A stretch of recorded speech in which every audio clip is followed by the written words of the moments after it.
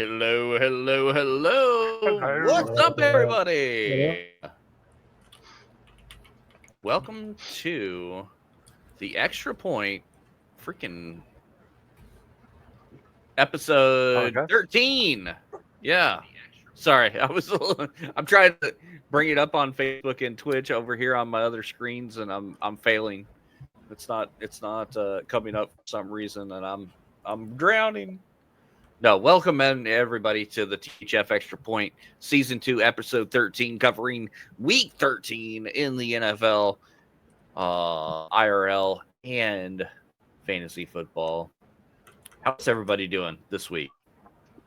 Pretty good, man. Doing pretty good. Sorry, I'm doing my pinned comment for what you're about to go into, the THF Christmas giveaway. Yeah, I hate football. Firestorm just scored all freaking day. I was laughing at this shit. You kept on posting things. Why do I watch this fucking sport? Screw football. I hate this game. I let this game control me basically all year round lately because I focus heavily on the draft. I know some of you guys don't really focus, but like the NFL What are you trying to say? What are you trying to say? And it's like I'm even after the Patriots are eliminated from playoff contention, I have to look forward to April. And then after April happens, I have to look forward to training camp. And then during training camp, I have to look forward to preseason. And then during the preseason, I have to look forward to the regular season. And rinse and repeat. Yep. Yeah. And I'm just defeated every single time. You're just explaining what Cowboys fans are. Yeah, vicious cycle, right? Well, Hey, before we get too far into it, there's a level of delusion in there as well. Yeah, right. Before we get into it, guys, I got to remind you guys that on December 19th, we're going to have a very special episode of Beyond the Streams with THF. It's our Christmas special where the THF Hub gets together for our live Secret Santa gift exchange. But we also have a massive freaking, might be the best giveaway ever, Christmas giveaway. We're going to have a massive amount of V-Bucks, gift cards, Twitch gift card, a little merch. We got some stuff to give away. And there's two ways you can enter. One, on any of the THF Stream Team streams, make sure to redeem your 500 channel point entry into that giveaway every time any of us go live. That includes myself, Digital Navy, Hash Brown, Buller Dan, Moose Knuckle, Daddy Dabs, and Q Swin. Any of those streamers go live, make sure to jump in there and get your entry via channel points. Also, you can join our THF Discord and make sure you're active in the Discord, because chatting in the Discord earns you XP, and that XP turns into rank, and every level you earn is another entry into that giveaway. So that's coming up. Don't want you guys to miss out on it. Definitely join us in that podcast. It'll be a great time had by all. All right. And on to the show. And just one more public service announcement here before we get too far into the show, because sometimes people will just get into rants and we won't notice things.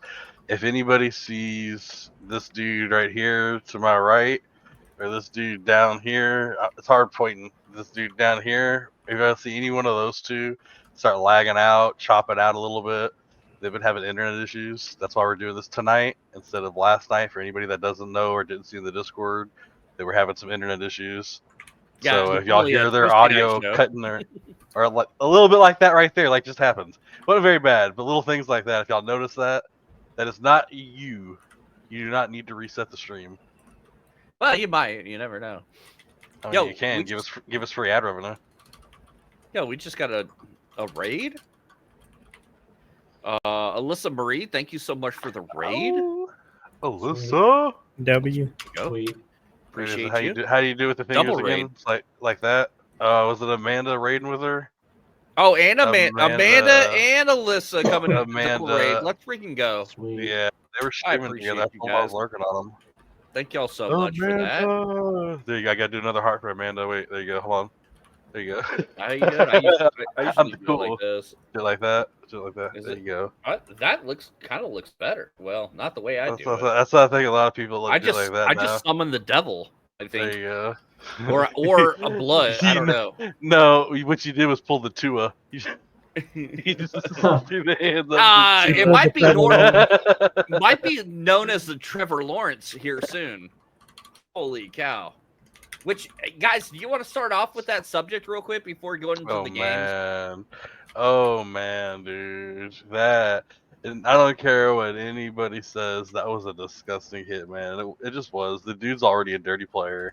And to lead with your elbow, man, he locked eyes with Trevor Lawrence, crouched down, lifted up his elbow, and dived right into his face and shoulder, dude. Like, come on. Yeah. Even if you still think it's okay to hit the quarterback because he's sliding, why would you aim that high on him? Why wouldn't you aim towards his stomach or chest or somewhere lower? Why would you aim for his neck and head area? You know what I mean? Like, come on, dude. That was dirty. I'm going to say this, and for those that don't know, look it up, check it out. It's on Twitter. We shared it in the Discord.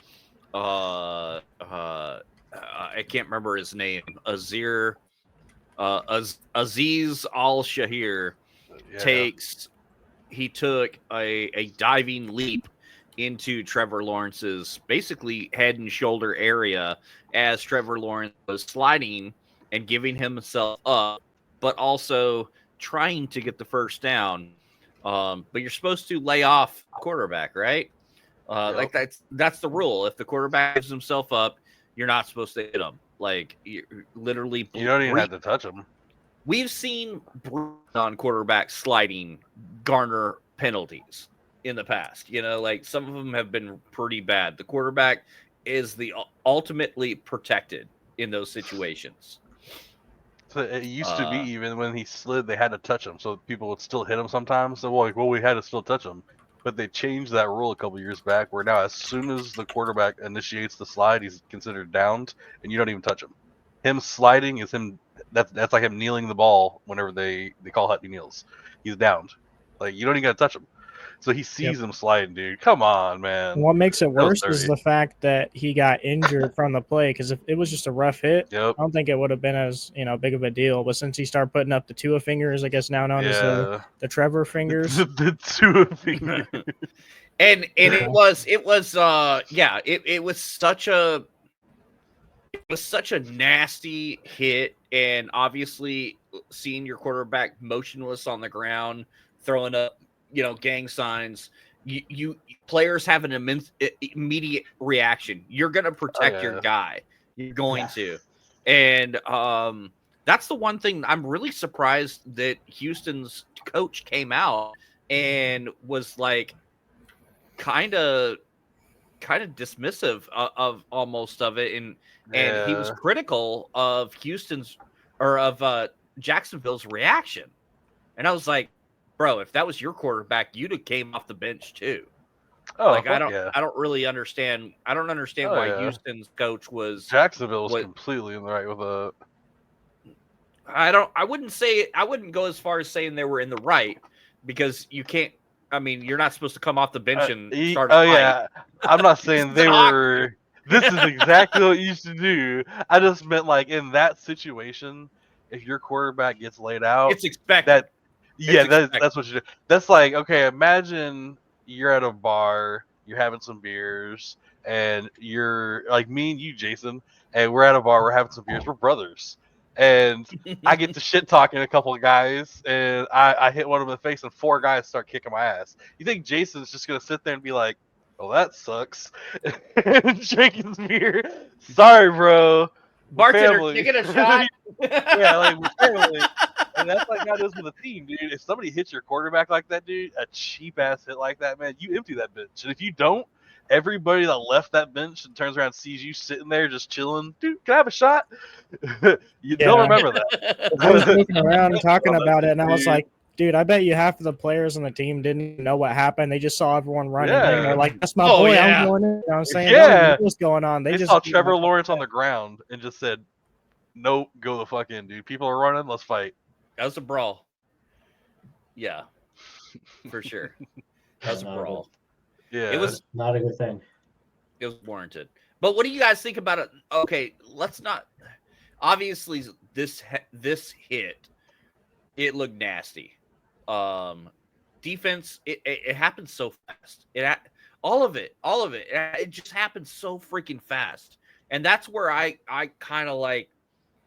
I stopped short of having sympathy for the defensive player in situations where it's this nasty, but at the same time, it's like, damn, you got to have perfect reaction skills to avoid something like that, because sometimes these quarterbacks, they really press the envelope. And I think that's what Houston's position is they're like, look, the guy was stretching it.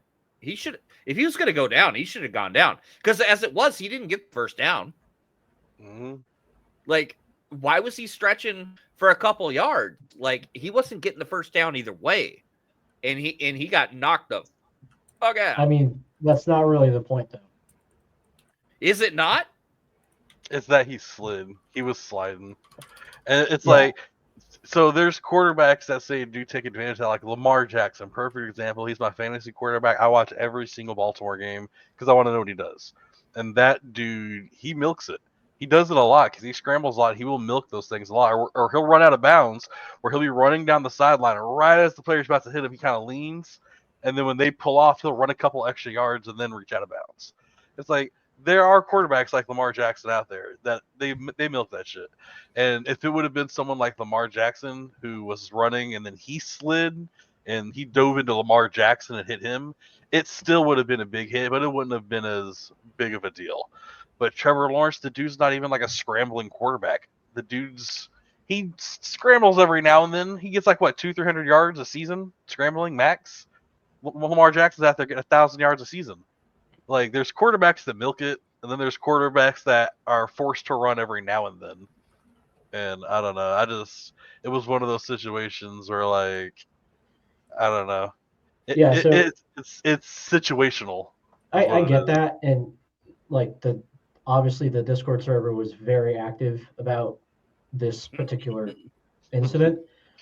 It was a throwback to you and me, fisticuffs in the over fantasy or Tom Brady or whatever. But speaking of Tom Brady, he commented on this. He said that he talked about getting his bell rung at one point, and then like helmet off and everything. And he shows up to the facility the next day, and his teammates are like, "Dude, you need to look out for yourself, because they are after you." Yeah.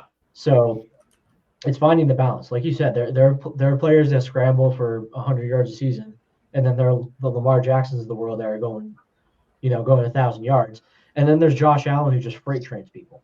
But that dude deserves to get hit every time he scrambles, even if he's sliding. We're not talking about in this case in particular. We're not talking about a quarterback that was running to be a runner.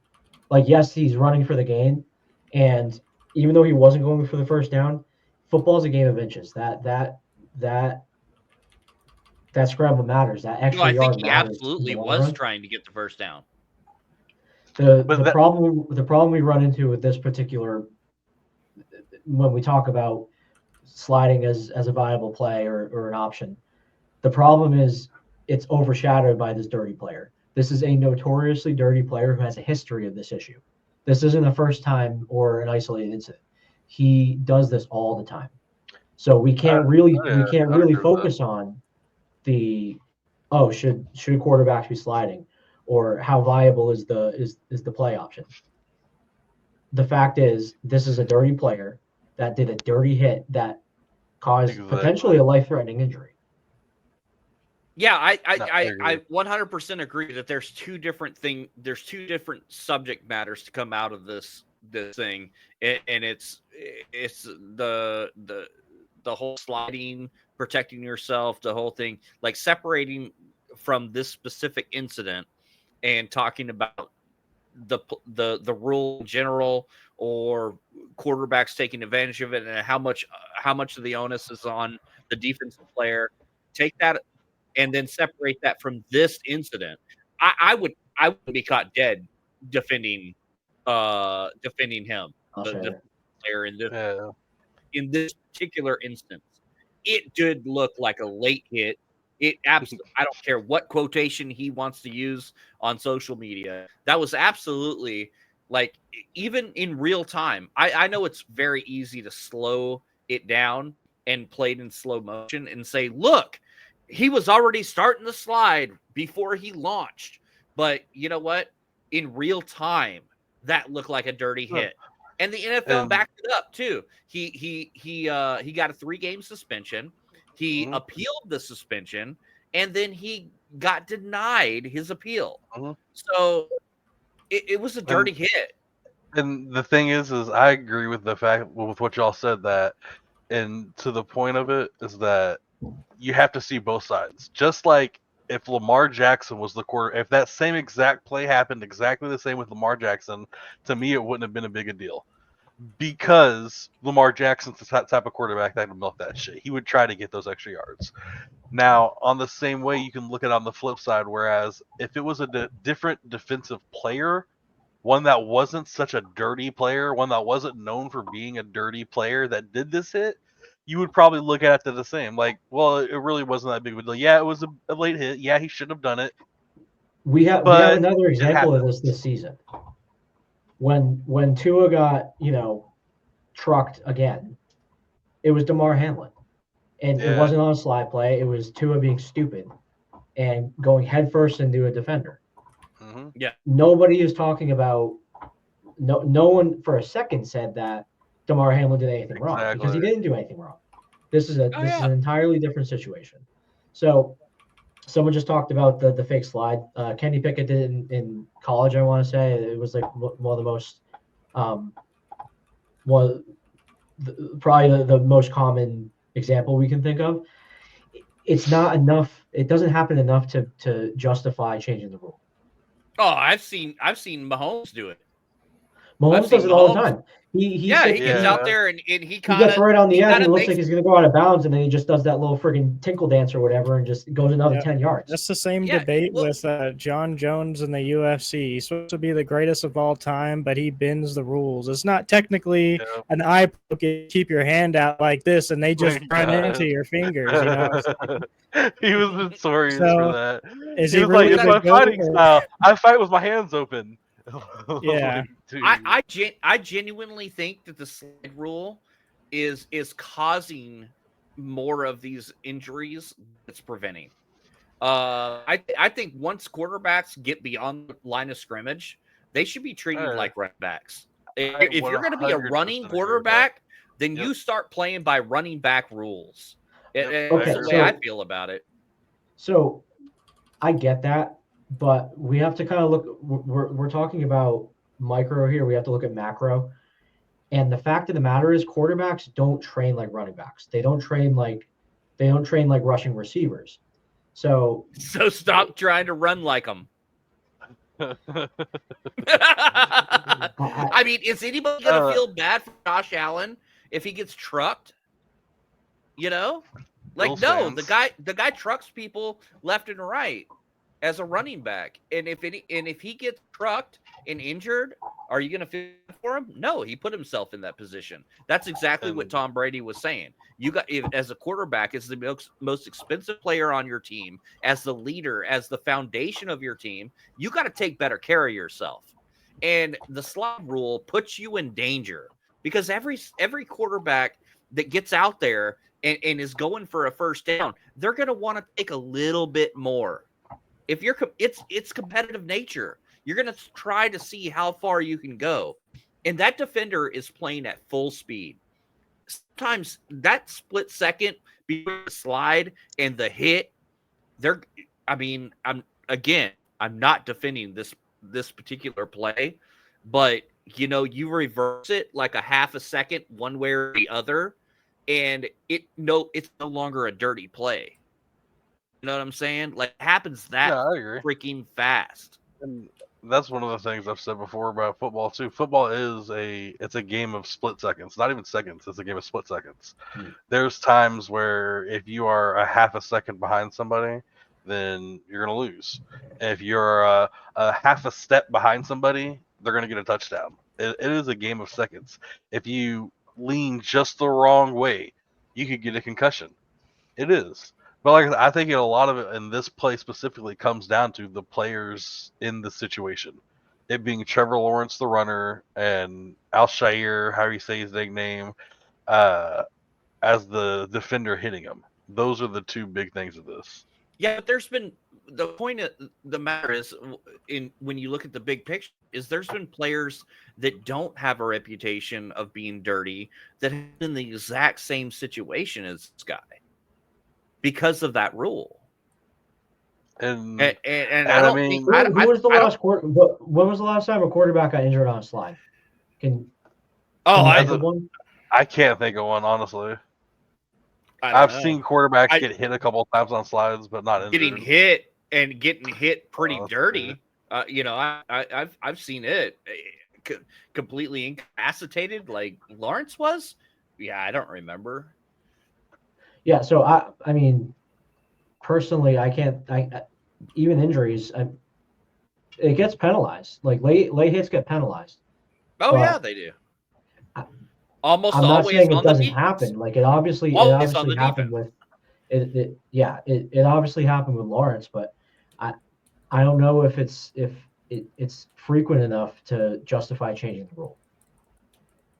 So I feel like late hit penalties on slides happen frequent enough to where they could take a look at it. It doesn't have to be injuries that make a difference on this rule.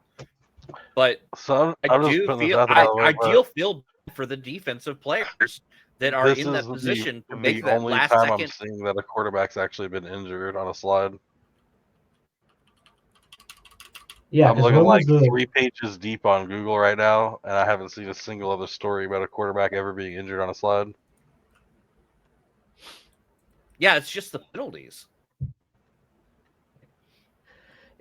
And I think that's the big reason why this was such a big one is because of how injured he was.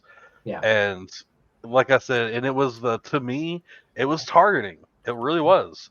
He locked that. He saw Trevor Lawrence's head. He lifted the elbow, whether it's a split second or not. On the field, it's going to slow down. It's not going to feel like a split second. He was able to lift that arm up, crouch down, look right at Trevor Lawrence's face, and then extend his legs and dive right into him. Like, it doesn't matter how long it took. He did all of that, looking directly at the quarterback. He didn't look at his stomach or his chest, or he didn't hit him with his arms open to try to wrap him up. He extended his arm, looking right at his head, and then launched himself right at him. Yeah, it's two parts to the conversation. Like, if this was just a regular player that doesn't have a reputation, and they late hit Lawrence and injured him, we would definitely be talking about the sliding it and the injury possibility and whether or not it's a good rule. But I think this is although the penalties happen and late hits happen, I think this is still an isolated incident. Oh yeah, I think so too. It doesn't happen enough, I feel like, with quarterbacks getting hit in slides to get injured, where even when they do get hit, most of the time it's little ones, it's smaller ones. We're always and another thing, we're always complaining about penalties. If they were to add a penalty for a late slide, guaranteed somebody scrambles, does a slide that clearly is clearly fine, and it gets called back. And then we're sitting here complaining about penalties. I don't know who brought that up. I would never add a penalty for a late slide. I just want to take away sliding. Period. Well, if you take away the slide, then there is a slide that's another penalty that we're talking about. And like, to be fair, it used to be that the quarterbacks could slide, but it was when they recently changed the rule when the quarterback starts to slide, now he's considered a down player. Where like when Christian McCaffrey, because this just happened, perfect example, someone asked in the chat earlier, is the quarterback the only one that's able to initiate the slide? Yes. If a random person just slides, they aren't down. You have to walk up and touch them. That's why when Christian McCaffrey did that, when he hurt his and they're clear to get hit. Exactly. That's why he did that. He slid to the ground and he tucked that ball because he knew he was probably going to get hit. They're clear to get hit, but but they can get drawn for unnecessary roughness, for example. The defense still can't. Of course. But I'm saying, so if you for a touch normal a quarterback, yeah, and that's only slide, recently. you're getting a penalty. It used to be when the quarterback slid to the ground, you had to still touch him. Right. And defensive players took advantage of that, and back then they hit quarterbacks a lot. And a couple of years ago, I think it was 4 or 5 years ago or something like that, they changed that rule where now when the quarterback slides, he's automatically downed on the start of a slide. So you don't even touch him. And it might have actually been shorter than that. But and like you said, we talk about soft quarterbacks a lot too, where they get a love tap and all of a sudden it's a penalty. Again, it depends on the tackle. If a quarterback slides and they get touched, but it's not that big a deal, it generally doesn't get called as a penalty. If they get trucked or if they get full body weight, for example, then that's the case as well. Even with down players, like when CMC slides down, whether it's on purpose or by accident, he's not getting a full speed. Yeah, they ran up and they grabbed him. They're like, okay, he's down. It's generally, as long as someone lays a hand on him, that's you notice what they didn't do when CMC slid to the ground? He didn't crouch down, lift that arm up, eyeball CMC, and then dive directly at CMC's face. That's just an isolated example. I get what you're saying. I get what you're saying. It's where do we draw the line? Yeah. But my thing is that if a quarterback is out there trying to run like a running back, they shouldn't have protection. That's all I'm saying. If you're out there trying to run if it's a running play designed for a quarterback, well, they should be a running back. So the quarterback has the option not to slide, though. That's another thing we're not thinking of. We're not really focusing on. This is just in the example of the slide. So a Lamar Jackson or a Josh Allen or hopefully a Drake May at some point, they can choose to get trucked. They can choose to go for broke. The point is, if they decide to slide at the last second and they get trucked, it's a penalty. If they get touched, it's a penalty. And I agree. If they get 50 yards and slide and touched, they get a penalty. And that's bullshit. I get that. I do get it. But and just for the sake of being, because Wakko's usually the host and he's not thinking about it, we are about 30 minutes into it and we're still talking about the same thing. So do we want to move on to the next topic, by the way, guys? Wakko's like, fuck this hit. I'm telling you guys. Yeah, I want to address something real quick from the comments. A while back, someone was saying that they're just here to make Navy break his unbreakable silence. Where the fuck have you been? He never shuts up. What are you talking about, unbreakable silence? Are we talking about the same guy here? Like, this is Amanda. Amanda's trying to make me talk to her in the chat and make me like woof woof and shit like that, do things like unbreakable silence. Usually I do that for him on stream. Like I hear Brian talking in my sleep, dude. But yeah, I mean, and I think it's very when you have a quarterback such as Tom Brady come out in defense of the defensive players and basically say, like, quarterbacks need to protect themselves more. They need to think about that. And I think that has a lot to do with, the quarterbacks being coddled a little bit more than they used to back in the day. And that's all. I won't say any more about it. It's not to go back on it, but to my final point on that. To me, that's everybody in the effing NFL nowadays, dude. Everybody in the NFL nowadays is so much more coddled than they used to be. It's all in the name of player safety. I honestly, I do really feel bad for defensive players now. It used to be you were trained to lower your shoulder on hit and hit the person. And hell, they used to teach running backs that whoever was lowest and when you hit each other was guaranteed to win. If you're here and I'm here and we hit, I can lift you up. If you're here and I'm here and we hit, you can lift me up.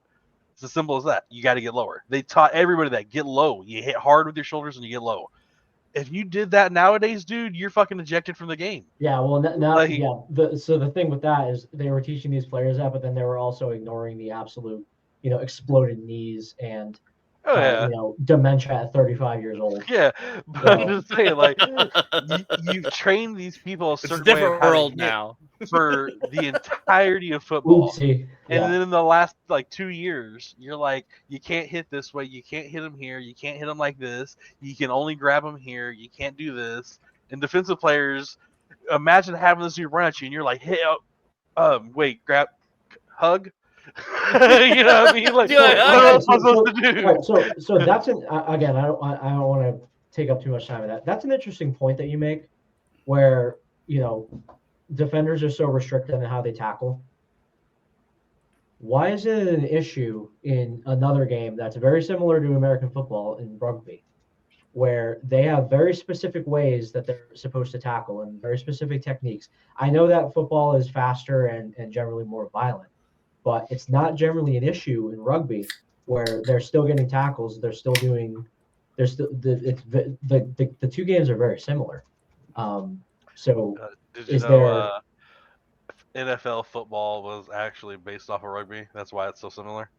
Not a lot of people know that. People be like, why do you call it football if it's not because football comes from rugby? Yeah. That's where we originally got it from. we always talk about, defenders are so restricted. Well, there's another game where it's even more restrictive and even more technique based. Do we really draw the line because of the difference in speed and intensity? Or is it just kind of one of these things where we don't want to change our ways to adapt the game? I'm not saying break it down to flag football, but if another sport that football is mirrored off of has maintained its course with tackling techniques, how come the NFL can't have something similar? Yeah, rugby doesn't use helmets and stuff like that. I understand that, but rugby isn't as fast or as intense as football. No, but there is some major hits still in rugby. Like, you're perfectly legal to hit a person in rugby just like you do in the NFL. It just doesn't happen very often. Right. You see people getting speared and shit in rugby. Yeah, I don't know enough about rugby to speak intelligently about it, to be honest with you. It doesn't happen often because it's a slower game. But because it is, I mean, they could. But no, I agree. I would agree that defensive players need to be able to hit people safely, but at the same time, you can't restrict them. You can't restrict them so much. They're taking every single one of their abilities to tackle away. You can't tell them, well, you can't hit them low. You can't hit them high. You can barely hit them mid. If you hit them too hard mid and you aim just a little bit wrong, you're fined $60,000. Well, like you guys said, there were 15 other games this week, so we should probably get on to it. We're over here talking about football rules. We're not even talking about the game. Yeah. I hate this chart so much. I hate this with a passion. I missed you this week, and I didn't win. That's what's crazy. Let me start by saying congratulations to QSwan, freaking Nostradamus of the week. Yep. 16 out of 16 correct. That has never happened in THF Pick'em's history, that somebody got them all right. And hats off. 16-game week too. That's wild. Good shit. Yeah. Like, there are bye weeks where there's only 13 or 14 games. That right, which we have this week. So, but which makes my 15 even worse. Yeah, and Firestorm with 15. IBTV had 15 right. Janu only had 14 right. Like, I had 13. Like, this was. And can I point out too that it's funny that Janu and Ivy both got one off from getting it, and both of them, or no, actually that was Reggie that did it. I thought it was IB. I was going to say they both picked Baltimore wrong, but no, IB picked Atlanta wrong, actually. Yeah, funny. And Ray, you want to go ahead and address the one you got wrong? What's worse is I blew a parlay too on the same game. Oh man! I had 5 of my 6 legs, and I went to the game. I went to the Patriots Colts game at Gillette, and I had the Patriots covering. It was a 2.5-point spread. I had the Patriots covering. My cousin, who is a degenerate gambler just like the rest of us, convinced me, and I'm blaming him, and he knows I'm blaming him, convinced me to take an alternate spread of the Patriots laying the 2.5, which looked great with the last 56 seconds of the game because they were up by a whole touchdown. And then they blew it. I can't believe that they went for the extra point at the end there. Went for the 2. That was crazy. I thought that was a high-risk gameplay right there. And then Joey Slime missed a league-setting record for field goal attempt by maybe 1 or 2 yards. It was dead to rights down the middle, like absolute piss missile. Hey, at least it was a good game to watch. Usually Patriots games are boring. And that's the worst part. He's sitting there going, "Oh my God, this is such a good goal." So three of the 4 Patriots games I've been to, they've lost all of them, by the way. 3 of the 4 I've been to were determined by less than the possession. It was a 1-score game for both of them. The only one that wasn't a 1-score game was the 2021 playoff game in Buffalo, where it was like 40-17 or something, and they got massacred. But the whole rant here is because I took a page out of Brian's book in making these picks. I honestly didn't have the Patriots winning the game. I had them just covering. But we bet outright winners in these picks. We don't bet spreads. So Brian's rationale for picking Dallas every single week, even when they're clearly going to lose the game, is that if he picks against Dallas, they're going to lose. So he picks Dallas every week, even though they lose. So I thought, man, I'm going to this game. I'm betting money on it, and you know what? It's probably their last winnable game of the season. I'm going to bet the Patriots because if I don't, they're going to lose. And if I had trusted my gut and taken in Indy on the money line, I would have beaten Q because my tiebreaker was 1 point higher. And Monday Night Football hammered the over. Yep. So it's a rough week for me. I did take a pretty hefty lead over the rest of the crew though. So I'll take my winnings where they come. Can we just be fair with saying too? I mean, you picked them over Indianapolis. It's not like you picked them over Kansas City. Yeah, I kind of agree with you picking them on that one. I had a hard time with that pick. I mean, I picked New England too, so. Yeah. And I think for what it's worth, they had 3 touchdowns called back because of penalties. They had a direct snap to Ramondre Stevenson, which would have been awesome for me for my fantasy team. Called back for a holding. They had 2 more down the other end that I can't remember off the top of my head, but 3 scores were called back because of because of penalties. And then they settled for a field goal at the end of the first half, and Sly missed it for 25 yards. And then they were like, "Oh yeah, he's gonna nail this from 68 yards." The Patriots, I don't know, man. I'm a Gerard Mayo guy because he's been on the staff for a while. He's a born and bred Patriot. But I don't know, man. I don't think he's gonna last. I hate to see a guy lose his job, but I really hope they fire him and bring Mike Vrabel in. But I have a funny feeling Vrabel is gonna end up coaching in Cleveland. But that's a story for another time. I think their biggest problem with that one is that they were passing plenty, but they weren't going long. They just kept passing short. Like half the time you're watching New England pass, it was one of those. It honestly felt like, and I hate saying this because it's New England, and you spent many years watching it. It felt like the old Tom Brady play, where Tom Brady would get 300 yards a game off 60 passes. Because 5 yards slant, 5 yards slant, 6 yards slant, 5 yards slant. You can't cover it. My meanness. The only good thing about the Patriots right now is Drake May. I liked Mac Jones when he first started. He looked awesome in training camp. He beat out the corpse of Cam Newton, and he played pretty well through the first half of his rookie year. Whether it's coaching or whether he's a bad quarterback or whether he doesn't have the mental capacity is again another discussion for another time. But I have never been more confident about a rookie quarterback than I am about Drake May. He is awesome. Like I've seen it live now. He is something else. If they can bulk up the offense, if they can get an actual left tackle, if they can get an actual wide receiver one, I think Drake May is set up for success. He is really fucking good. And I'm not just saying that as a homer, sounds kind of overish, but like looking back, if we're looking at the draft again, Caleb Williams, I've said for a while that he's probably a generational bust. But I think if we were looking back at the draft, you would have Jaden Daniels going one, Drake. Yeah. And the only one I would argue with the number 2 spot, Drake May is pretty damn good, would be Bo Nix. Bo Nix, I think, would be maybe a close second, maybe third, maybe second. Yeah. But I think it'd be fine. All right, boys, we gotta go speed round here. Let's talk about another game that a lot of people had wrong, or were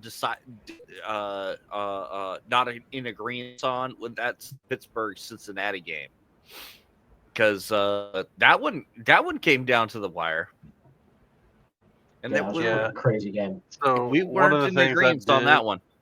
I can say why I picked Cincy too.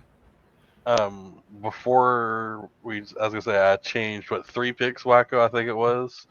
I changed my Miami, my Pittsburgh, and that was one of them. Yeah. The only one I got wrong was the Pittsburgh. The other ones I got right, like Miami, they lost, and then whatchamacallit, New Orleans lost, right? Yeah. New Orleans lost. New Orleans lost. But yeah, so the only one I actually got wrong was the Pittsburgh. But that's 2 out of the 3, right, that I changed there. I thought for sure that Cincinnati, Burrow and Chase were flying high recently, and Pittsburgh, I mean, hell, they won a game 2 weeks ago without even scoring a touchdown. They just kind of they were soft the last couple weeks. I thought going into this was definitely Cincinnati's game. I'm actually I don't know if Janu wants to talk about it. I actually didn't even watch this game, and I'm a little upset about that. It looked like it was another game. They are the best team with the worst record, I swear, on everything. They have barely lost so many games or gotten just the shit in the stick on so many games. Their offense is ecstatic. They have the weapons, you know what I'm saying? They just keep on not making it happen. And so this week, I'm like, dude, it's got to be this week. Like, they got to make a run for the playoffs. They're not out of it yet. They got to win probably every game after, you know, to have a good chance at, you know, making it. But, you know, so Burrow is like, there's like I saw it today, and I'm going to butcher it a little bit, but it's like a quarterback to throw for in 12 games to throw for like 15 plus touchdowns and less than 3 interceptions or something like that.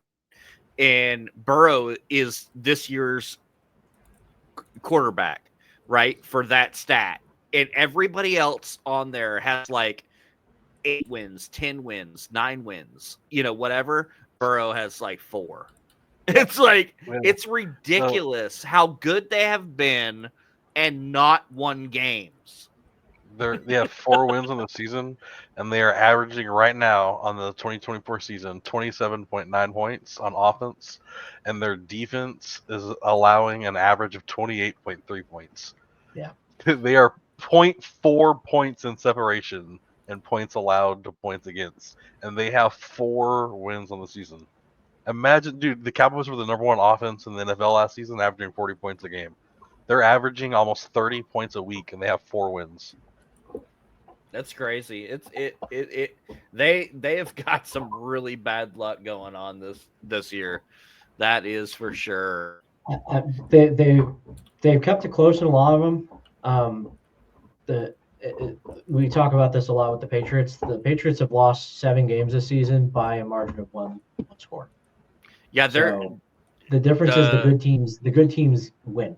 Games. Kansas City. Nope. Kansas City has barely won any games. I don't know of any game off the top of my head that Kansas City has won by more than a touchdown. but they're 11. What are they? 11 and I think 1? it's most of them. 12 and 1 now? Yeah, I think They're they've 11 only and 1. I lost mean, one. jeez. Like, Let's see. yeah, it's crazy.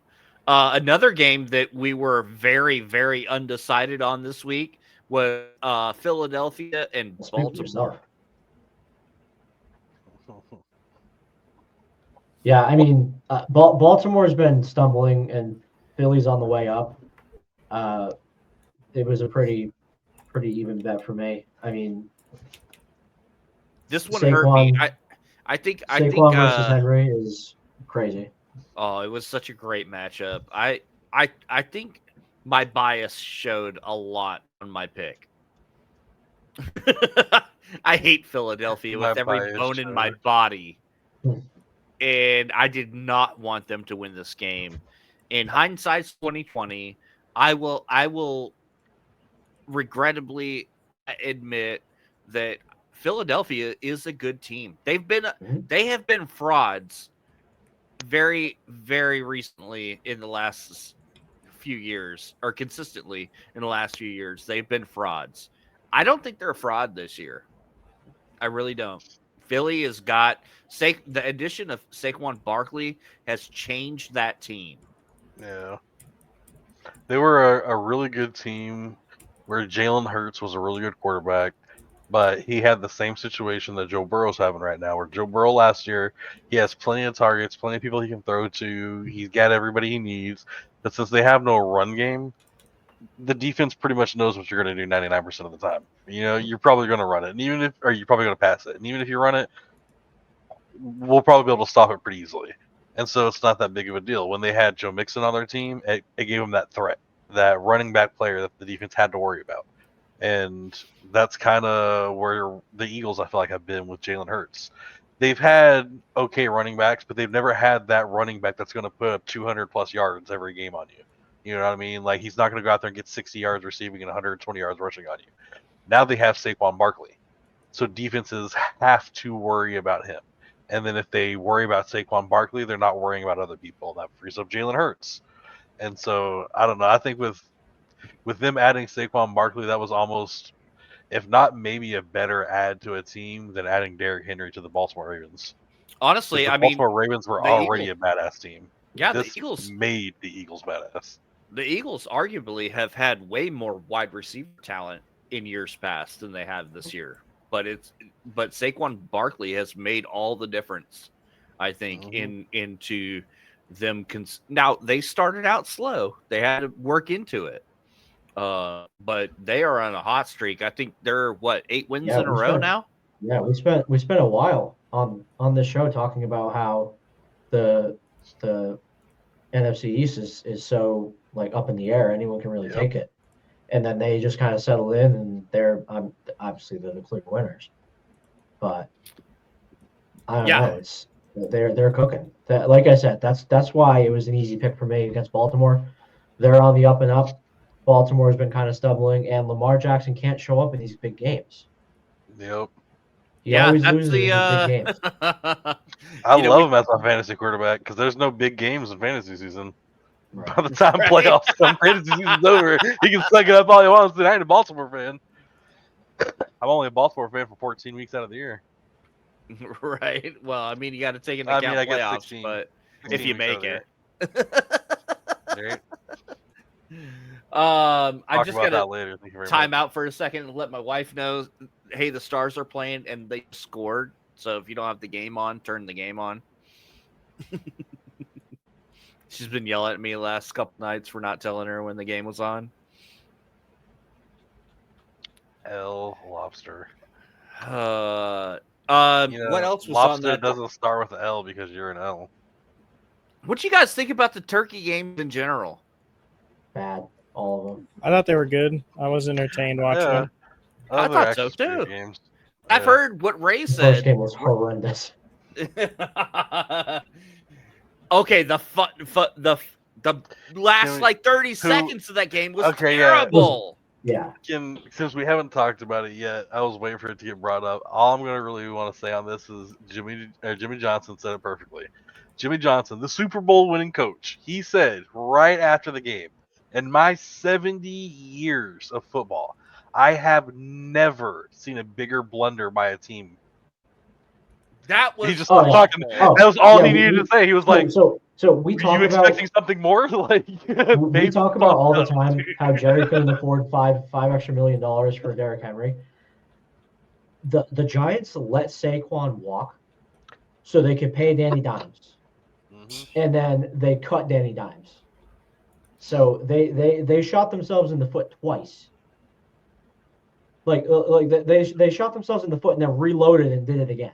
Oh yeah. Yeah, that's a massive blunder. And I still feel like this was a bigger blunder. The end of the Chicago game was a bigger blunder. The in Chicago live game, dude, there was 21 seconds left on the clock. You're in field goal range, and you have a timeout. Yep. And the game ends by the clock running out. Hey, Eberflus, he was just saving it for next week. And that's why it's like you can't blame Caleb Williams because I heard a lot of people saying it was Caleb Williams, and then I heard people saying it was the coach. Dude, it was everybody. It was both. Yeah. Coach, he should have called a timeout right when he saw Caleb Williams trying to rush people to the line, and he's taking his time and he's wasting the clock, and it's ticking down, and they're not calling hut. The coach should have said timeout. No, we're not doing this timeout. Let's get our play. Let's get set. Let's do something, and then get ready to kick a field goal if we have to.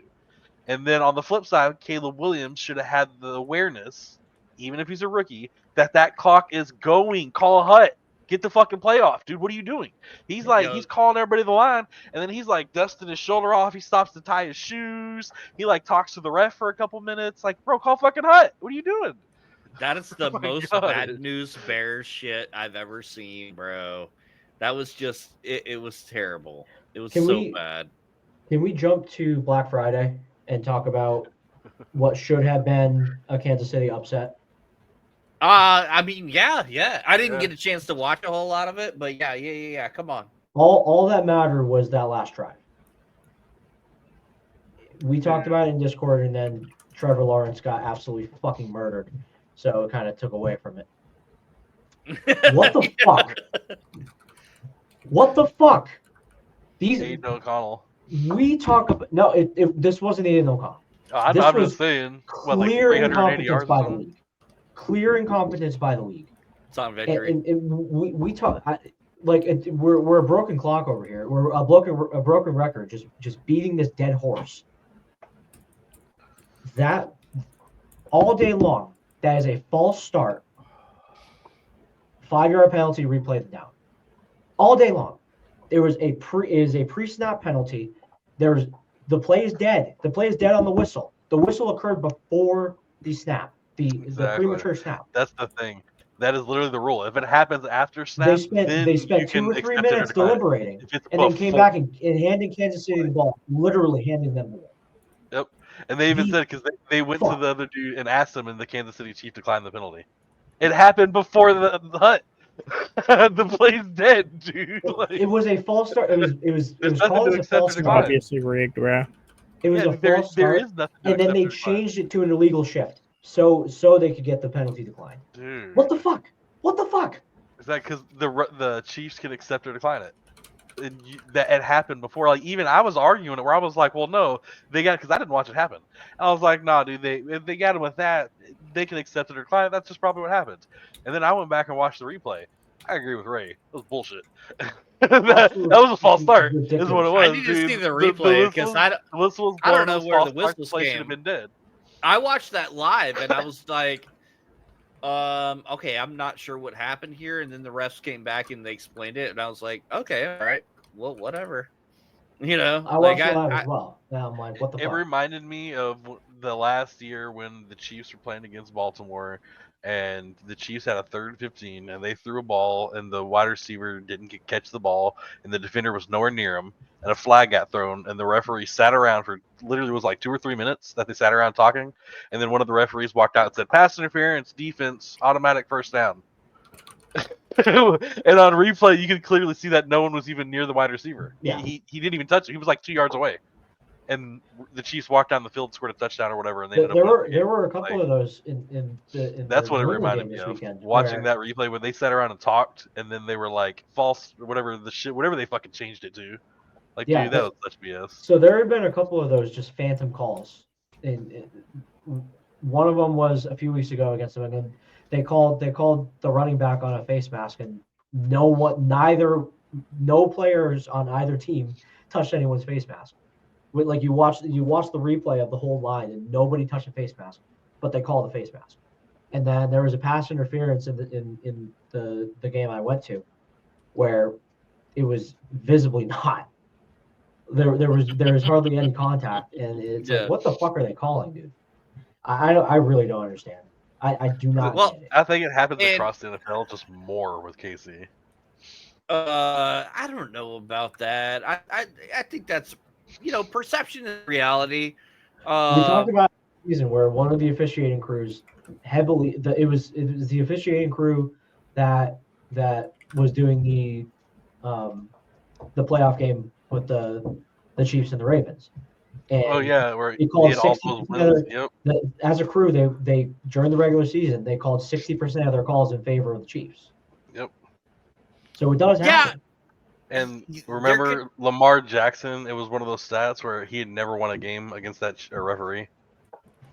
Dude. There's times I remember that. There's times and there's stats where some things make sense, and then you can look at them as separate things and just go, well, maybe Lamar's just batting, and maybe that just happens. But then you look at it and you go, well, shit, Baltimore and KC are they're at odds on the AFC side, and this dude does really like KC, and he kind of really doesn't like I mean, Baltimore. Lamar Jackson does have a losing record in the playoffs, so, of course, he's on a playoff team referees, and Lamar Jackson has a losing record in the playoffs, and this referee set happened to call some of his losses. There's a lot of that stuff that could be. We talk. Everyone talks about it's rigged, but so I have a friend that played divisional football. It's only rigged if you're against that team. Well, so the way he explains it, again, he played divisional football. He says that there's too many moving parts to physically rig the games, but the league can influence these games in a variety of ways. I'm not opposed to that angle, but the point I'm making is that it's being influenced enough that you can almost blur the lines between influence and rigging.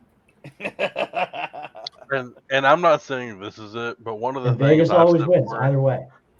Is that imagine say Vegas, right? Because obviously the casinos, the people that do the money lines and stuff like that, they want to make their money.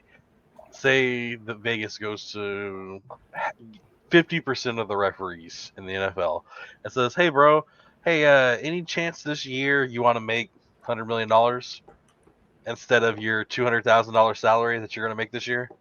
All you got to do is just maybe call an extra holding call against the teams that go against the Chiefs. Maybe if there's a huge money line that's close, we give you a call. Maybe you miss a couple things. Not every referee has to say it. They don't have to agree to it. But hey, why wouldn't a dude that's making $100,000 a year happen to holding every now and then? Money makes the world go round. Is obviously, I'm not saying that's necessarily it. Obviously, the even NBA, if two refs do it, hey. Okay, obviously the NBA had a situation like this, and so that's what I'm saying. Like, if the NFL had a problem, if there was something like this, it's gonna come out. There's too many moving pieces. Nobody's gonna be able to stay silent on it. If it's going on, in many teams like the Patriots in the past have been accused of, the refs favoring them or betting world influencing the game, that kind of stuff. This is old news, right? And it still hasn't come out to where it's happening. So either they're being maybe they learned in an NBA, but if it's happening, it'll come out. You can't stay silent forever. People are going to find it out. Hey, certain people aren't going to win as much as, You can make a person sign an NDA, but at a certain point, It's going to go away. It would be impossible to get the entirety of the player, the player populace to stay quiet, even with an NBA. Yeah, there's no way. Well, no, that's why I said my only idea of what it could be if the NFL was going to be rigged would be the referee situation. Yeah. Because if you went to the coaches and you tried to rig it, they would go out. Because if they ended up losing their job, they would instantly be like, "Nope, it's because Brian Flores talked about it in his lawsuit against the NFL, where the owner of the Dolphins never directly asked him to lose games, but it was implied heavily, quite a bit, that he should be tanking games so they could get better draft.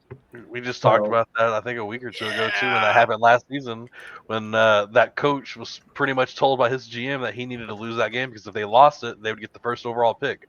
And instead, because he knew his job was up, he was losing his job. He goes, so he went out there and he went and won that game, and they ended up getting the second or third pick or something like that overall. Like, dude, same situation. That's kind of. I mean, that's kind of borderline, you know. No. Now we're talking about apples versus oranges here. We're talking about tanking for a draft pick versus rigging for betting or for whatever other reason it might be. But wouldn't that kind of still be the same thing? Because if you know that your team is going to have a certain baseline going out there for that last week, and you just want to get your draft pick, okay, well then put all your backups in. Put your third strings in. So I'd argue that. Don't have your starters go out there and suck and guaranteed go unders on everything and screw over a bunch of bets and cost a whole bunch of money lines to go wrong. Yeah, Wakko, I agree with you. I agree with you that it is different, but I mean it's two cheeks of the same ass. Like if the NFL, one you're talking about a Super Bowl aspiration. What an analogy. The other one you're talking about a bunch of teams getting a couple fucking bets right. But if the NFL, if the league itself can influence these games, there's nothing saying that the owners are influencing games on that level. You know what I mean? Vegas wins either way. Vegas doesn't really need to influence as much as Vegas gains either way, whether someone wins or loses. The house always wins. The house always wins. The NFL, they already have a chokehold on the ratings. Yeah. And I think the top 10 most viewed shows of the year are always football games. With that being said, they can still make money. They can still make more money. They will continue to make more money. So influencing these games to get more favorable outcomes that drive ratings is entirely possible. My one major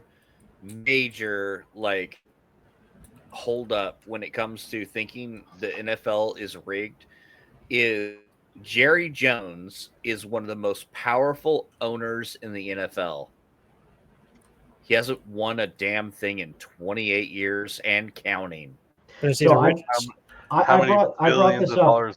He's one of the richest men in the world. A few years back in one of me and Brian's famous battles in Discord, and what he said was that some teams and some execs and owners are simply above cheating. And I said, no, you're an idiot, because if it was really easy enough to cheat and win, you would go out and do it every damn time, because like you said, he's powerful, he has influence, and he has a lot of damn money. But a Super Bowl always wins more money. So it's I think he's to the point where he's not above cheating anymore, or he's about cheating. I think to this point he's been above cheating. I think the reason that he hasn't won a damn thing in a long time is because he's a fucking idiot. That's what it comes down to. I think it's about 40% of it. I think about 40% of it he's an idiot. About 60% is that he's an idiot.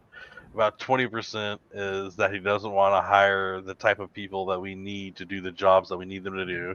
He just wants people to fill spots, and then let him do it. And I think the rest of it is probably our draft. We draft like shit. Yeah, actually, we get some original content. Drafted very well in the last scientifically disproven 10-15 times now. Okay. Like officially, you're.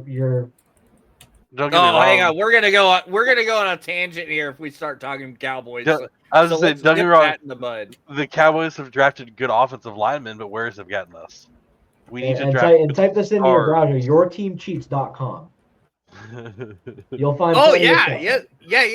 Every team cheats, right? Or bends the rules. Let's go back to the Michael Irvin days, dude. It's fine for shit. Remember when Michael Irvin got pulled over on the way to a playoff game with I think it was 2 ounces of cocaine? So the Jerry Jones paid off the cops to let him slide and play in the game, and then finish allegedly before he ended up having to face charges for it. Allegedly. Because we won that game, so he paid him off to let him finish off the season. I've met Cowboys Michael aren't crooks. We don't cheat. Allegedly. Allegedly, this happened. And then right after the season, he was arrested and placed charges, allegedly charged with. It's always gonna happen, dude. They're always gonna cheat. It's just how some people are a little bit more blatant with it than others. Yeah, I don't think that falls on the Cowboys. That might be outside of the realm, but whatever. I digress. Let's move along. Yeah, let's do it. So the games this week, they did have some fantasy implications. We had the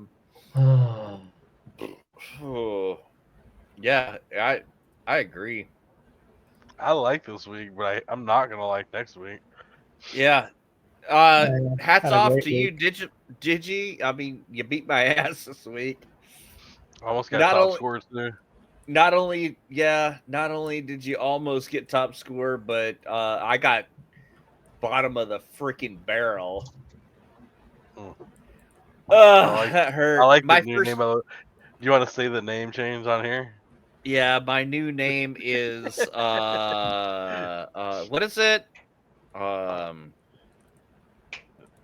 Shit, I don't remember. Focused on Lobster's team more or something like that. Yeah, it's focused on Lobster's team more. That's what it is. That's what looks at the THF. Yeah. You're focused on her team more than John. Which is the funny part about that. Teaming. She was more offended by that than I was. She's gonna get the trophy, and instead of saying Nicole, it's gonna say Wickle. I'm telling you, she was more offended by it than me. I haven't looked at her team once. I haven't looked at her team fucking once.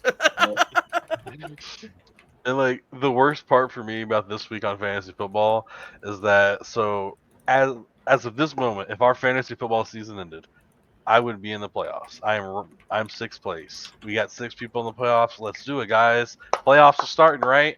Oh no. So next week, one more week, I have to play next week against the number 1 motherfucking person in our league who's got the most points scored and has his entire team of starters, nobody on bye week. Whereas me, I just lost CMC for the rest of the season. Yeah, I lost Lamar Jackson on bye week. I lost Mark Andrews on bye week. I lost Roquan Smith on bye week. I got Tank Dell on bye week. So I lost 5 players this week going into the final week. 5 of my starters going against the number 1 in the league, and I have to win this game. Yep. You know what? I'm sitting here I'm in the playoffs. My matchup is the similar story, but all of my team is good to go. My opponent's team is all on bye. And if I win and you lose, we swap places because I have higher points. And it sucks, dude, because, like I said, I started 0-6. 0-6. And to be sitting here at the end of the season in a playoff position. Here you go. Currently in the playoff position. I can get some players the right price. Hey, listen, man. I was just going to say, I mean, I got PayPal. I lost 5, you lose 5. I mean, I'm just playing, dude. But it's just one of those situations where it sucks so much for me because going 0-6, I was like, yeah, if I lose one more game, my season's over. And now I'm sitting here at fucking 6-7, and I'm looking at it going, wow, my season's over. Gaining so much hope all season to this last week being cool. I would have clinched, but my division, man. You're basically the Cowboys. Other than Lobster is cooking, but I am 0-5 against my division, despite all of us being being lower We in looked the at league, that, right? didn't we, yesterday? Because my division, You're the only person in the 2007 whole Tom league Brady, that has 0 whenever wins. they're facing me, they fucking pop off. Only when facing me. I don't get it. I don't get what they do. I don't know, Wakko, I don't know what fucking settings you adjust. I didn't do shit, bro. You're the commissioner. You did it. That gives my division a bonus. We need randomized divisions. Man. I know. Live on stream. Did he accused me of changing up the divisions? I was like, I didn't change them. It's the People same change division. their damn names so much, dude. I looked, I was like, there's no way we're in the same division. And then he showed the pictures, and I was like, oh, we are all in the same division. Everybody's just using different effing names. Yep. Everybody keeps changing names, either by losing or Janu changes his name every week. It doesn't matter. Can I just point out too that I don't understand what y'all were talking about when y'all said my team name was Run CMC. It's never been Run CMC. I changed my name to the Jeffersons about 3 weeks ago, and it's been that ever since. So yeah, no.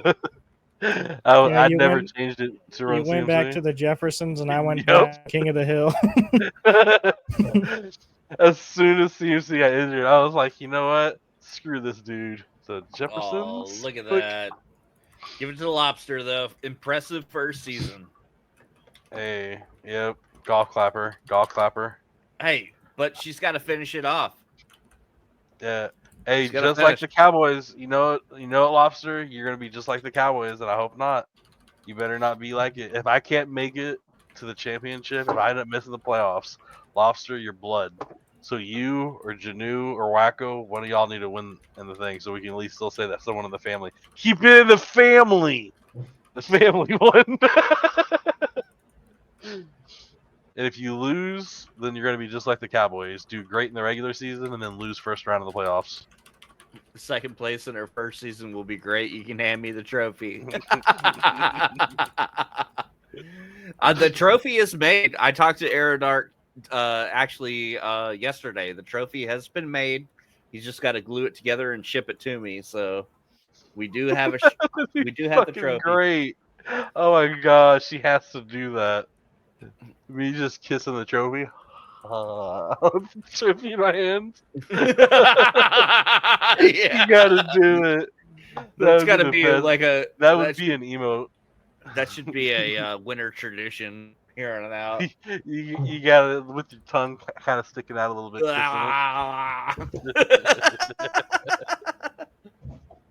Oh man, I love that. So I pointed that. I was like, the first season, the dude, you're just kind of holding the trophy.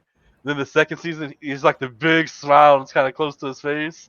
Then the third season, I'm straight making out with the trophy. And it's like each year, you can tell we're getting more and more serious about this league by how they're reacting. No, it's got to be Wakko and Lobster in the picture because they're both teaming.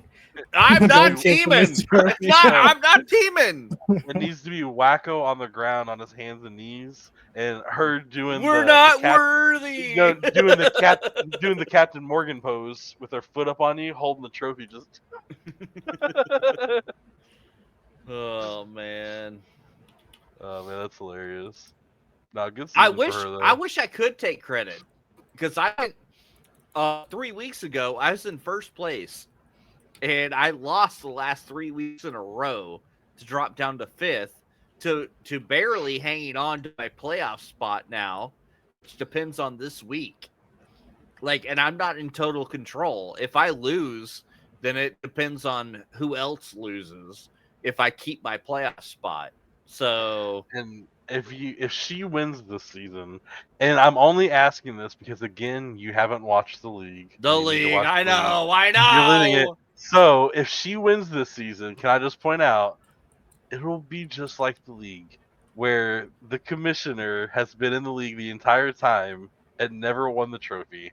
And then his wife comes in and wins the trophy before him.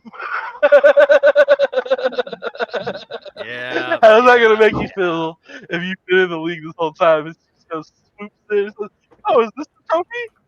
What was so hard about this? And then I'll finally reveal that it was my team all along. No, I seriously, I've had after that, they're laying in bed and he's like cuddling the trophy and shit. She's like, "You gotta stop! It's mine." But it's in the house. Yeah, I'll never live it down if she wins this year. She'll get a little. She'll be the only one that has holes drilled through the top of the trophy, so she can get a chain on it, and she'll wear it around her neck, around the house and shit. Hey, how about next week? What do we got coming up game wise? Obviously the Thursday night game, Green Bay and Detroit. That's a banger right out of the gate. It's in Detroit. I was about to say if they're playing at Lambeau, that'd be different, but it's still got potential to be for some fireworks. And actually the next game, Jets in Miami, divisional games always get a little sideways. I think Aaron Rodgers is cooked. Oh, it's over for him. It's so over. Yeah, it's so freaking over. What was that post that somebody made earlier where they were like, it was on Discord. I think Lobster actually posted it. Or no, maybe it was Houston. I want to go look. Or something about Aaron Rodgers takes blame for the good parts of the game. That was me. Oh, that was you that posted that? That was fucking funny. Yeah. It was an Onion article. It says it shows Aaron Rodgers sitting as Aaron Rodgers takes blame for parts of game where Jets were winning. Yeah. That's awesome. Yeah, for sure.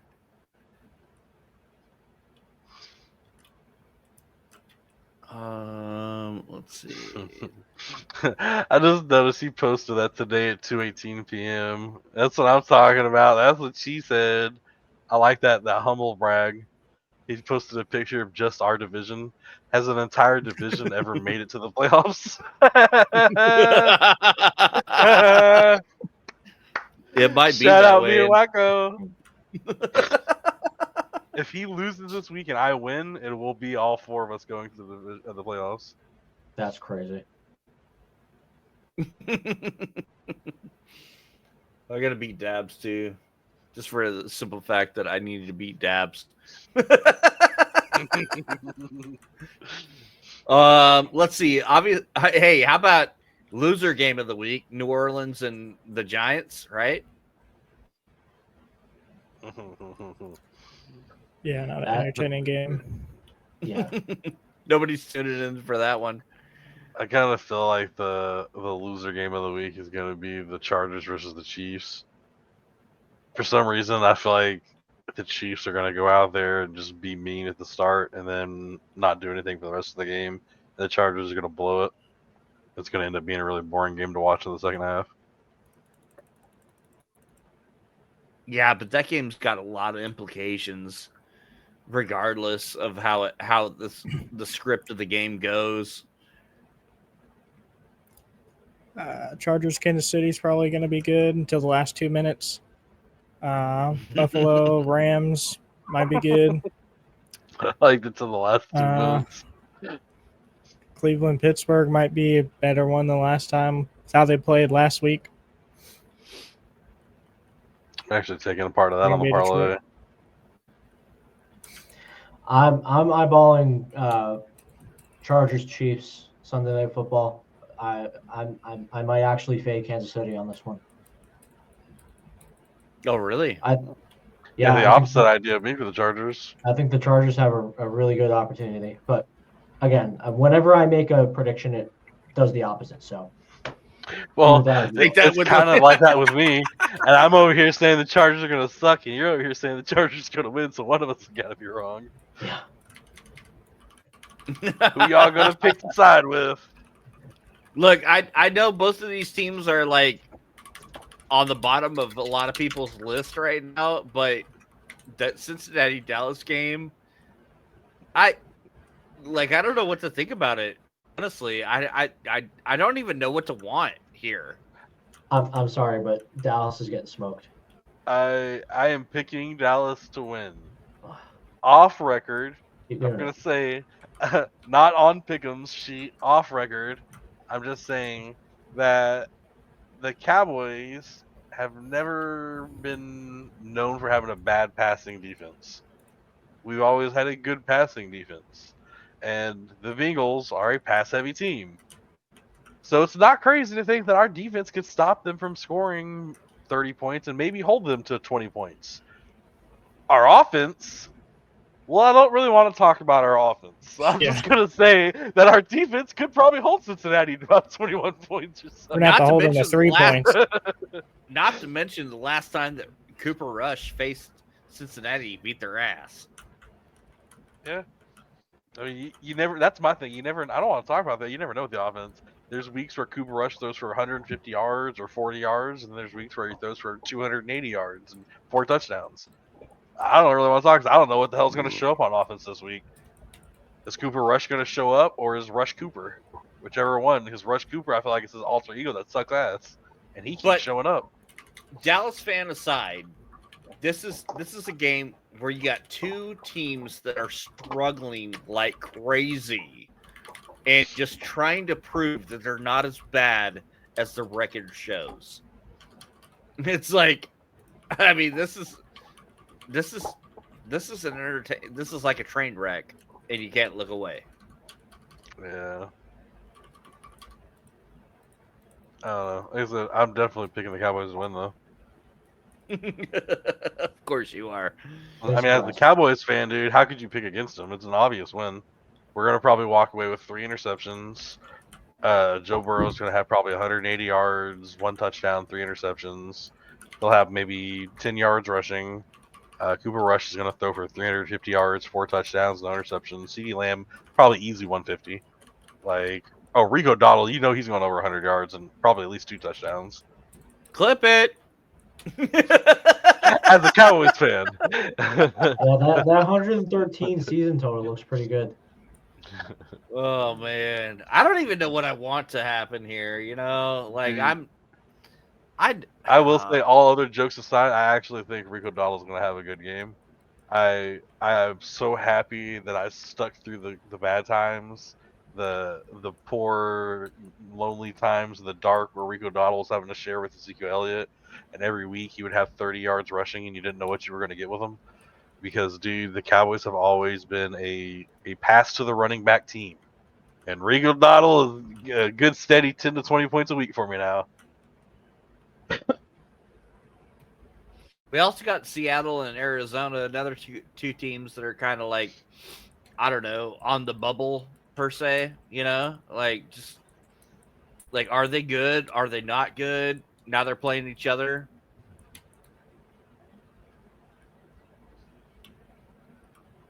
I mean, I say they're not good. Yeah, I don't know. I don't think so. Wait, is everybody super excited to watch the New York Jets versus the Miami Dolphins? Who's ready to see Aaron Rodgers play his final games? Dude, it's coming. I doubt they're going to beat Miami. And you know, if they lose to Miami, it's going to be another week of a loss on Aaron Rodgers' shoulder where the whole team's going to look at it. I'm excited to see the good parts with just Aaron. But besides that, when Aaron's not doing good, it's the rest of the team's fault. Yeah. I'm excited to see that.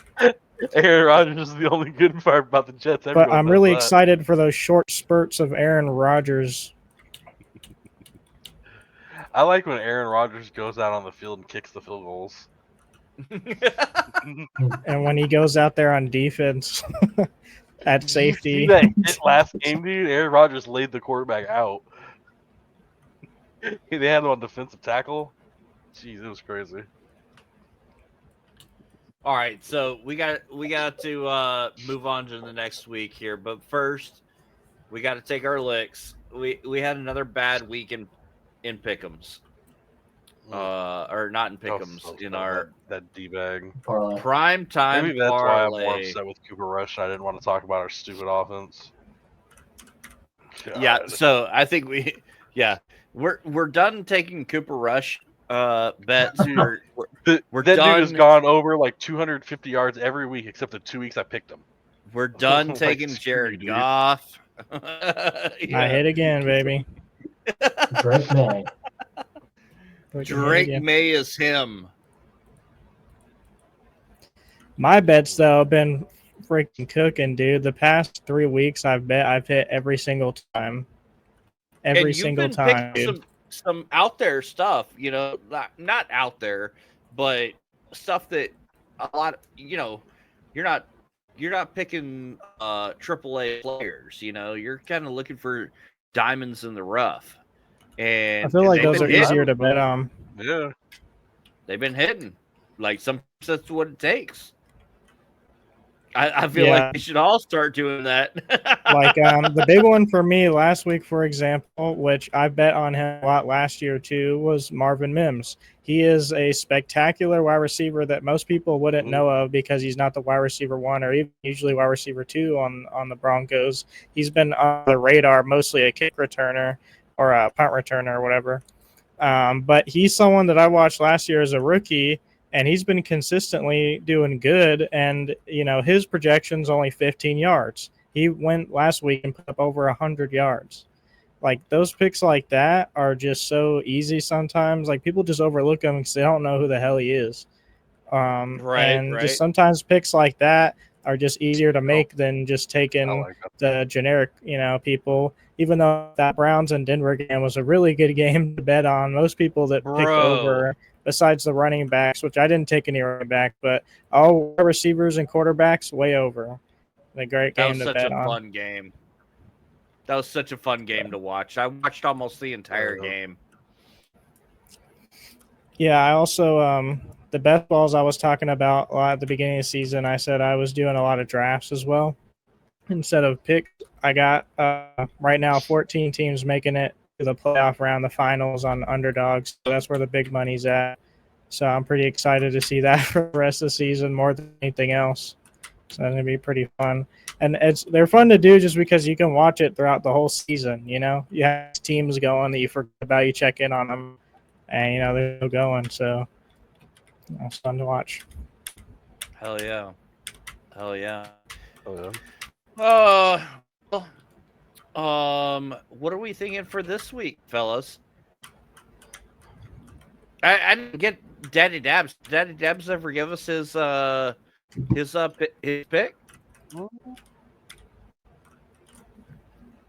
don't think he did. Let me see. Oh wait, I think he actually did. Didn't he do it when he gave us one, and then he said he had to think about it. So I didn't know if he ever came back and finalized. We'll have to revisit it. Yeah, he was going to take Joe Burrow over on passing yards, but he never did finalize it. Yeah, probably a good idea not to take that against Dallas. We never did go over the injury report, by the way. Oh, well, we can always get into that. Trevor Lawrence dead. Yeah, I know shit. They put him in IR. Mm-hmm. I mean, there's a couple season, people, baby. Let's go. Like Taysom Hill, torn ACL, out for season. Out for the season. Like Taysom Hill's out, yeah. CeeDee Lamb likely to play next week, but he might not because he's got the AC joint sprain. He's been on the injury report the entire week last season. And then of course the no surprise to many people, and the reason why. How many times did I say this? Like, yeah, it sucks that CMC got injured, and CMC is going to be out for the rest of the damn season. I called it. I called it. When ask the person right down there in that corner, hey Janu, whenever I gave you a trade and I said, hey man, I know this trade favors you, but CMC's really likely to get hurt again, so I need me another running back. So I traded him Ferguson straight up for Nick Chubb, and Nick Chubb was sucking at the time. But CMC's probably likely going to get injured, and I needed another running back. And I have an abundance of tight ends. I didn't need another tight end. I have fucking 2 tight ends already that are starters. So I traded away Ferguson for Chubb, and now CMC's injured. And worst case scenario, I got Chubb, who's a fucking starting running back for the Browns. That I could. It's a lot of boasting for something that might not make the playoffs. I'm just saying. I boasted that I saw CMC get injured also. As a CMC owner, when he's healthy, he stays healthy. But when he gets injured, that dude does not know how to get healthy again He just doesn't. He just stays. We should go back in time and watch some podcasts. Right? Yeah, I still think you should have traded him at the beginning of the season. I think it's going to be injury downhill from here. Nah, with us being a career, he's cooked. He'll come back next season. I told you 5 or 6 weeks ago he's cooked. And clip that because something when he to goes back consider with CMC is if we talk about Debo being a dynamic player, where obviously Debo's a wideout, but he could also play the backfield. We may see CMC do the opposite and switch to basically a slot receiver. And he's a receiving back as it is, but he'll get a little less wear and tear if he's not constantly in the backfield. Yep. So there's a good possibility if he rehabs well. That's what I'm saying. And he's going to end up being a running back in the yards. He'll end up as a straight up wideout, I think.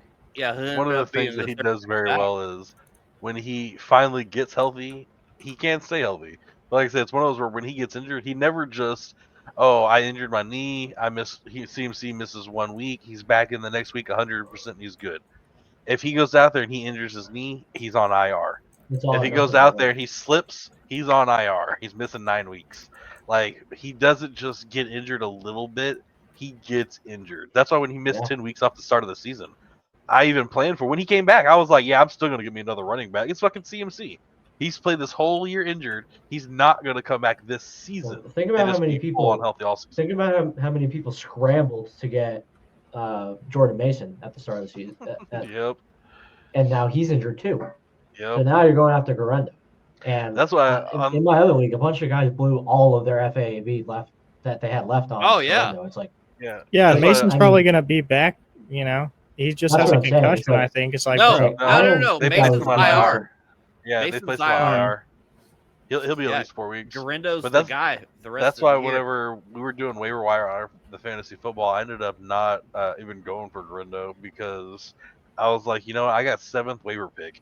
And with CMC and Jordan Mason both getting placed on IR in the same game, there is no way that 6 people ahead of me, none of y'all are going to go for Garendo. Somebody's getting him. Somebody's going to go for him.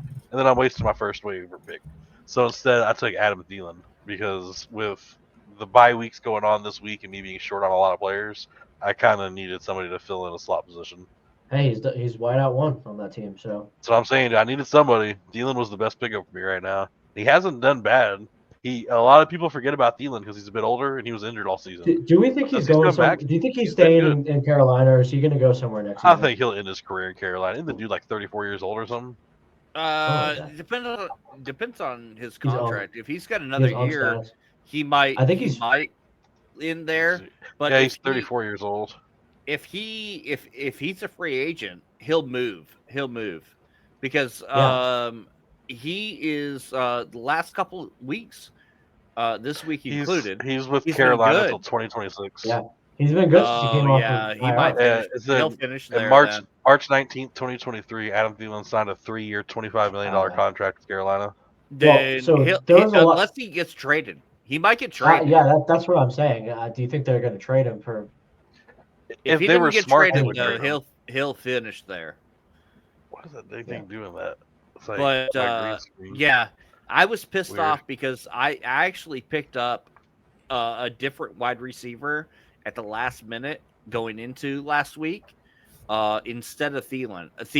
I had a couple guys on my watch list, and I needed a wide receiver because Josh Downs was out at the last minute, and Thielen was on that list.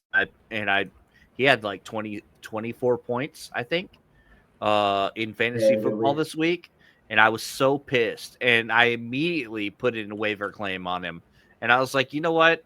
I'm not going to get it because somebody else will notice that he went off again 2 weeks in a row, and Digital Navy, you beat me to him.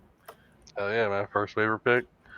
So yeah, I was like, dude, I ain't getting Garendo. I got to get someone good. Yeah, I was kind of pissed. All right, so we should get back to our parlay. Yeah. Oh yeah, is that what we were doing? That's what we were talking about. Yeah. So, I would say, speaking of Thielen, also, they are playing against Philly this week. And I honestly think, and I feel like I'm double jinxing myself here, but any of y'all bettors know that when you're looking heavy at your fantasy teams and shit like that, you tend to notice a lot of stats and pick up on things. I think Thielen's going to have a good game, and Underdog has him right now at 42.5 yards. So I think I'm going to, for my over-under this week, I think I'm going to take Adam Thielen on the over on yards against Philly. I mean, his last 3 weeks, he had first week back 40 yards, second week back 57, third week back 99. Thielen over on receiving yards. Yeah. The only caution on that one is it's Philly. Philly's been shutting people down on defense. Yeah, to the me, secondary is pretty good. the only issue on that to me is Bryce Young. Bryce has been Bryce, and actually, no, that's why he's been doing good. Yeah, Bryce has been good lately. That's one reason I needed a quarterback this week because I had Stroud on bye, and obviously is hurt, and I dropped Geno Smith, so I was shopping quarterback this week, and I decided against Bryce Young because they're playing Philly. Yeah. It's funny. I picked up for my quarterback replacement for Lamar Jackson. I picked up a quarterback replacement. Y'all couldn't guess who it was for me doing that. Jameis Winston.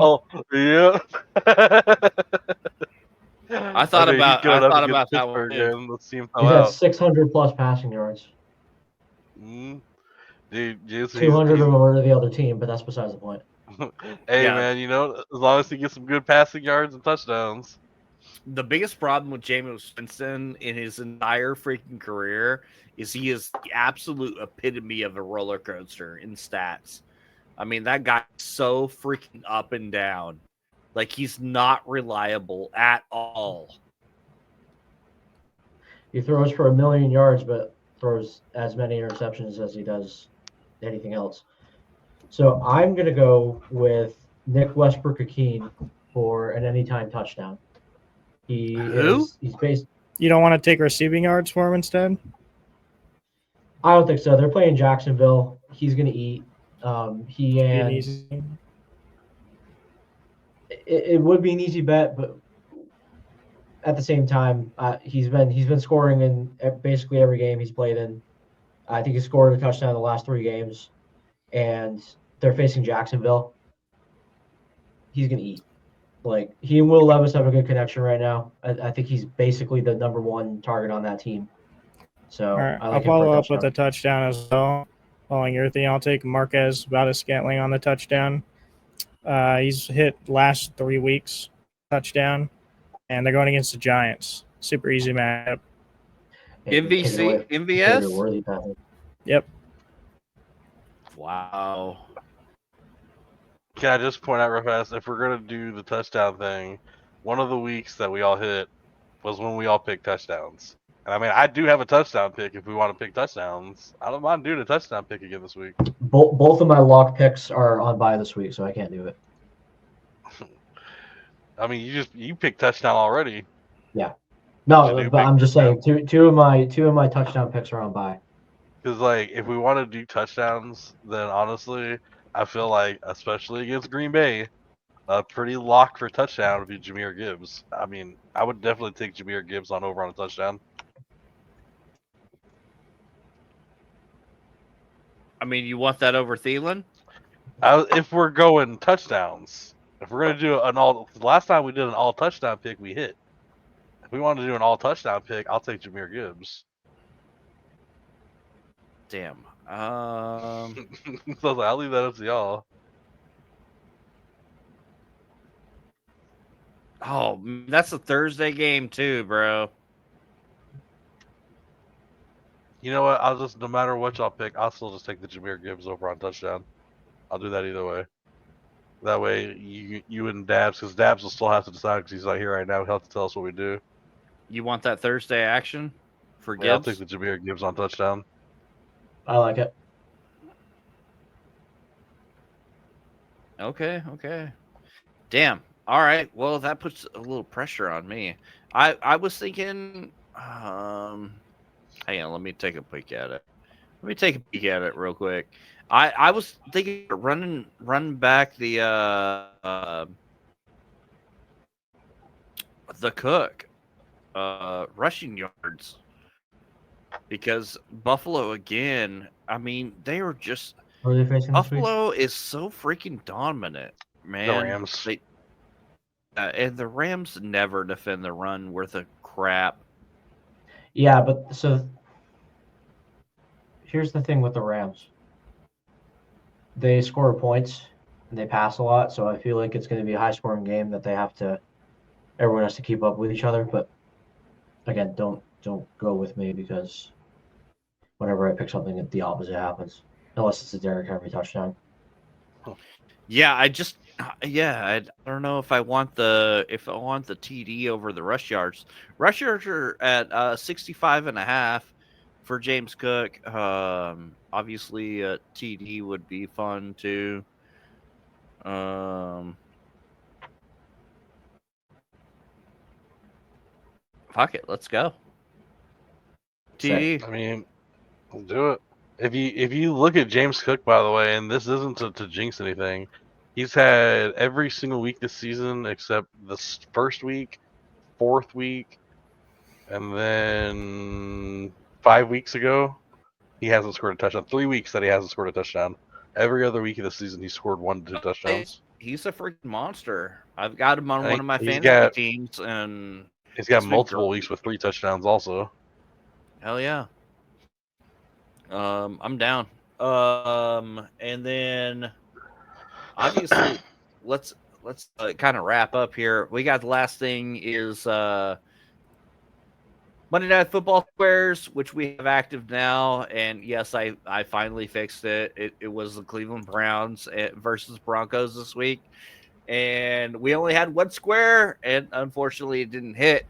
But we do have a new setup for the Bengals and Cowboys Monday Night Football. 100 biddies per square if you want to play. Just come by in my live streams and drop the bits. We'll get you a number, get you a square. Chances to win up to 8,000 V-Bucks, of course, if the board fills up. 4,000 minimum if it doesn't. And what else? That's it, boys. I think it's time for some extra points. What do you got? Yeah, I'm excited for my upcoming weeks. I'm making playoffs in at least 2 out of 3 of my leagues. First place in one, third in the other. Maybe in my league I'll make the playoffs. I'm going to be skimming it short, but I'm pretty excited for fantasy coming up these next week. So it's going to be interesting for the podcast for sure. Yeah. I'm in the running for first place in your league right now. Me and Dirty Nickel are facing off this week. Winner gets first place. W. Nice. Oh, Did you? I want to bring up an extra point that I brought up a long time ago, around week 4 or 5 of the season. You never give up, folks. Never give up until it's over. You keep fighting. You never know the season's going to be over. My season ain't over yet, all right? I've had lots of weeks now where my projections were me going to lose. And I've been winning. And you know what? I lost CMC. I lost that dude for the first 10 weeks of the season, okay? I've made it without him. I'll keep making Pretty it sure without this was your extra point last week, but whatever. Hey, but you know what? It's going to keep you until the season's over, because my season is still going, damn it. I am a shining star for people to never give up. You never give back up. down. Never what? Exactly. That's all I'm saying. I'll continue the fantasy football trend, and I'll say F you, Dabs. I got you this week, bro. I'm keeping my playoff space. I'm in it to win it, baby. Yeah. Dabs was streaming earlier, and I came into his chat and said something. And he was like, digital, go fuck yourself. And then somebody in the chat made a comment. He's like, oh, no, it's okay, guys. I only hate him for a couple more weeks, and then we go back to being friends. It gets kind of hectic. Heck yeah, bro. Well, it's been fun regardless of what happens. Been a good year in football. Been a good year in fantasy football. And it's not even close to over yet. So nope. We got more shit coming. All right, boys and girls, are we ready to bounce out? So. All righty. Yep. Oh shit! I don't have my dashboard up.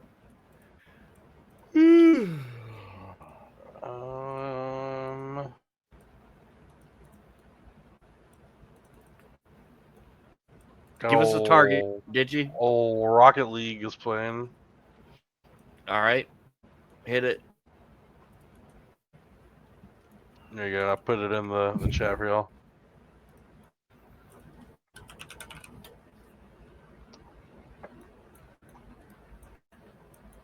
I'm ready to awkward wave when y'all are. Where is it? I don't see it in the chat. I put it in it's in the thing. It says right there in the comments. Right under Lobster, I'm so proud of our internet. ROKTLEAGE. There you go. Oh. There it is.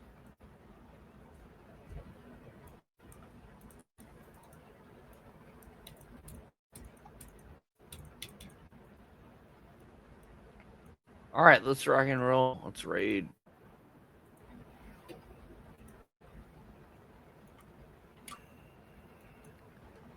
I rated it out.